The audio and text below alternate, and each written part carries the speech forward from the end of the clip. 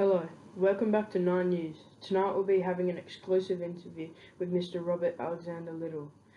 Little was born on the 19th of July 1895 in Hawthorn, Victoria, Australia. James Little, a seller of medical and surgical books, and his Victorian-born wife Susan. His family heritage was Scottish, and he was educated at Camberwell Grammar School and Scotch College, Melbourne, where he was a swimming medalist.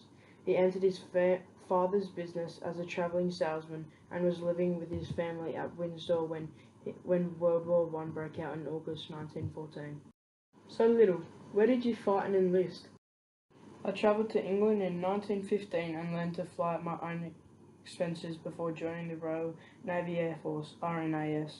I fought in World War I at the Western Front and I served from 1916 to 1918. So Little, when you were flying, did you have any troubles at all? So yes, I did. So when I was flying, I suffered iron stomach trouble in the air, and it made me quite sick. I was a clumsy flyer with a record of crash landings, but in aerial combat, my brilliance delivered from a combination of fearless aggression, quite exceptional eyesight, superb marksmanship, and close-range firing. What were some of the awards you were given? Yeah, I had a few awards. I was mentioned in Dispatches, Distinguished Service Order, and Bar, Distinguished Service Cross and Bar, and the Croix de Guerre, France, which is for individuals who distinguish themselves by acts of heroism involving combat with enemy forces. Where did you fight and train? I was rejected with many others for my vacancies at Point Cook Military Flying School. I sailed from England in July 1915 at my own expenses. I paid for my flying training at Hendon, where I gained my flying certificate, number 1958 Royal Aero Club, on the 27th of October. I entered the Royal Navy Air Service as Probationary Temporary Sub-Lieutenant on the 14th of January 1916. Little, where and when did you serve? Served in World War I at the Western Front, and I served from 1916 to 1918. Could you please tell us what units you served in?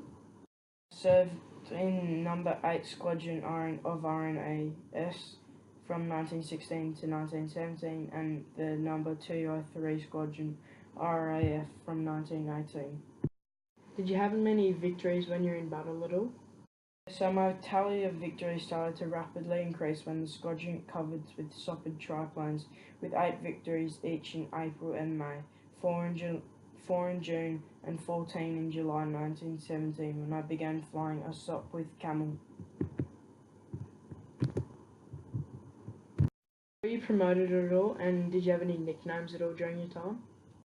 I was nicknamed Ricky by my squadron mates after the cobra-killing mongoose, Rikki Tikki Tavi, in Rudyard Kipling stories.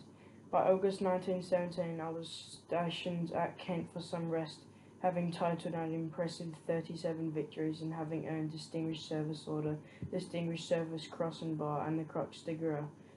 Adding a bar to the DSO in September, I gained a promotion to Flight Commander in January.